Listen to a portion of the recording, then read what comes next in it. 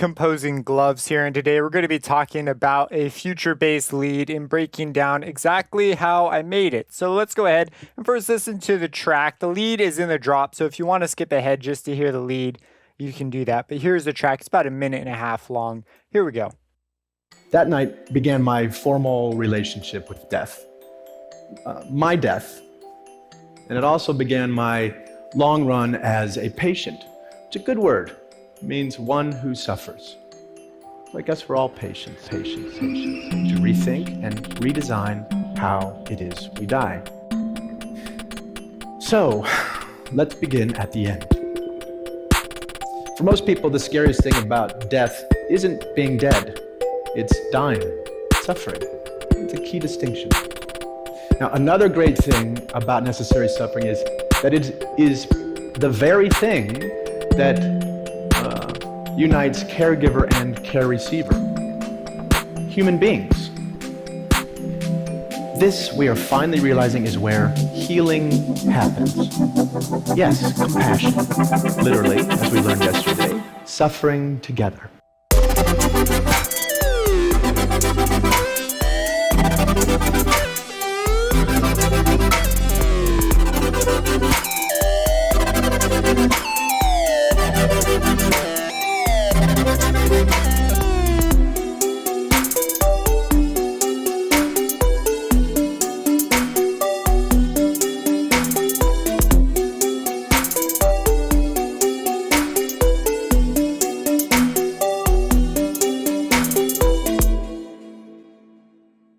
That's the track. I'm pretty happy with where it is right now. I'm thinking about adding, more. I built up to this drop and I was like, okay, now what? I don't know.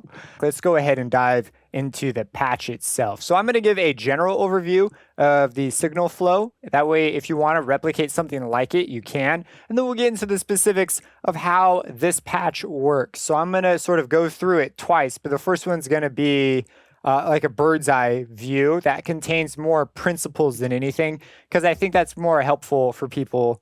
It's easier to pick up tricks when you talk in principles instead of like details.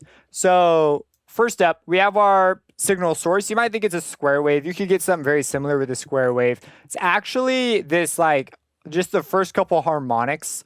If we look at of the sound. So this is the harmonic spectrum, and each one of these columns, if we zoom in here, is a different harmonic. Not a square wave. A saw wave would just be a flat line. I chose to do this. That's what I chose to do. And if I take the distortion off of this, you see it's just the first couple. And I'm doing some things with the filtering that we'll talk about here in a second. But I picked a wave that doesn't have very much high harmonics. In fact, none in this case, just those first few. And those are usually the most important anyways. The reason I did this was because it's just going to simplify things later, because half the time you end up lopping off that bright side anyways. Sometimes you use that to your advantage. It just depends. So I wound up doing this just as an experiment. So that's our starting point. And then we go through a filter. So the filter comes in and we're lopping it off pretty heavily. But this filter is in a special spot. So this filter I'm playing some pretty high notes, and as the notes get higher, they're going to run into the filter's cutoff, and that's just going to reduce them in amplitude. And I'm playing right around up there in that range, and sometimes a couple of the harmonics from my initial starting point will go into that, and the sound will get almost smoother as it goes up. At least that's my perception of what goes on. So if I were to play some notes, you see how it sort of mellows out the higher we go? And then right there, it's kind of interesting. It's like a pluck sound. So when I'm writing with the notes, I'm specifically messing with a certain range. So this patch was made to work in that range. And so the filter is kind of an interesting move. I do have a bit of resonance, not very important at all in this patch. And the width is set like so. The width is something that you would mess with yourself. You generally, with something like this, you're going to want a lower width, because a higher width is just going to let it through. It's going to be almost like the cutoff isn't there in this case, if the width is too big. even for that high range, which I found kind of crazy because our filter's halfway. So anyways, that's what's going on there. So sound source comes in, gets filtered, filters in a special spot. There is some unison going on. This adds some width. If I just take this off, very, very mono. And if we add it, we get a bit wider of a sound. Pitch variation, it causes some phasiness.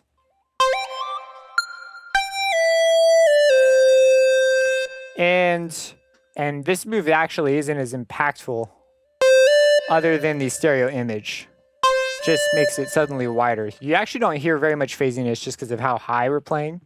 Distortion, you already heard it, very important. I'm using the log distortion, and I'm bringing the wet up more than the amount. That's what it would sound like before. After, and another move that is sort of important here is the compression. I have the compression on heating, and we're pulling up the mids and the highs. If we were to take this off, you can hear it. It's just way darker. Just the high end's important in this case, so I need to pull that up. Helps with the reverb and stuff too. I didn't even check in the tab. Compression's at the end. That makes sense. And then we have some verb that's coming out, and that's the general signal chain inside of here. So to sum up what we're doing in here, we've got our sound source, goes through a filter, goes through some unison, distortion, reverb, compression. Pretty much a pretty standard chain. And then after this, I have a direct path out, and this is just going out. And then I have a mixed path, which has been brought down quite a bit. It's going through two plugins. This is a chorus effect, and it's gentle expander. You could get something pretty similar to this just with a stereo shaping plugin of any kind. It's basically stereo shaping for me. There is some chorusing going on. Let me go ahead and play for you just but it's nothing like super substantial. This is all for stereo image. And then this is the delay that you're hearing. If we get rid of the delay and everything and just have the direct,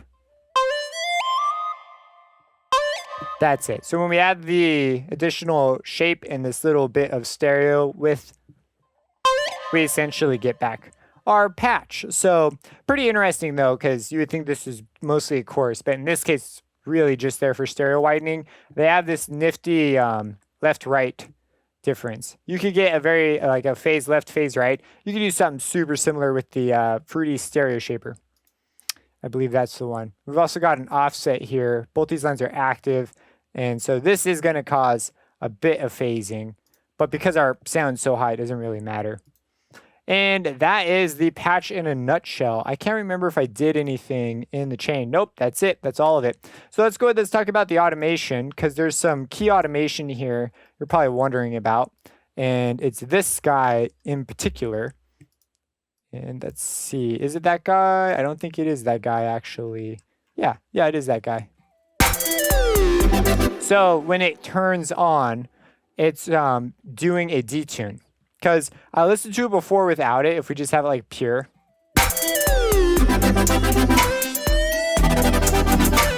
And I said, hey, that sounds cool, but it's not got something that really just sells it into the next chord.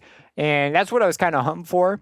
And after messing around a bit, I discovered that if I automate the detune, it gives me that. That's like what I was after. I was messing around with a couple things, and this just did an amazing job. So the detune, what it does is it shifts the other frequencies, not the fundamentals. So you still maintain like the note you're on, but you get this really weird timbral shift.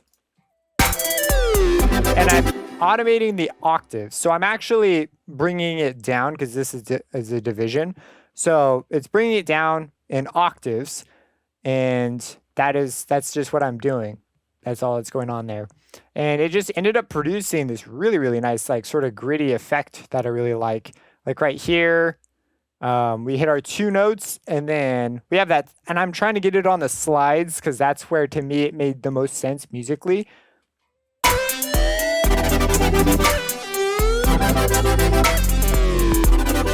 So that's what's causing the grit, in case you were wondering. So that is another pretty important move to the characteristics of the sound. And then finally, to wrap it up, we have in here let's talk about the notes themselves, because I know this is a trouble point for people. So you get like a patch going, but you have no idea how to use your own patch. Like you're really good at sound design, but like how do you get the notes like right? So I already had the chords picked out, and so what I did was I wanted to move around in the same scale and echo those chords.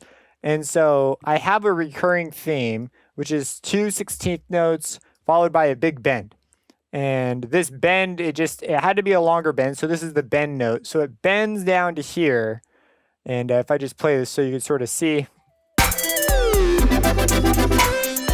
Let's get rid of the movement that's going to throw me off. And so we have bends, ups and downs, but the rhythm is consistent. And I'm just looking for hot notes in the chords that will sound really nice and keeping the movement scale-wise. These were sort of fun chords to work with because, you know, they have like minor seconds in there. Like, that's great. I love it. You don't really write chords like that. At least I don't all that often, and I need to write them more often.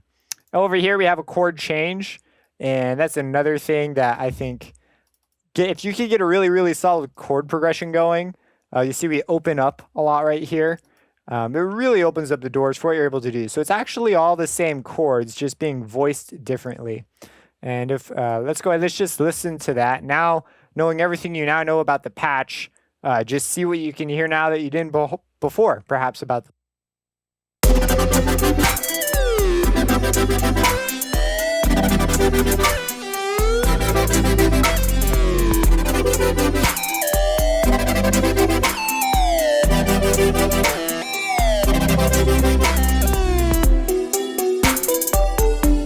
So that's that. If you have any questions about this, let me know. These are extremely fun sounds to do. Subscribe and have a blessed day. Finally realizing is where healing happens.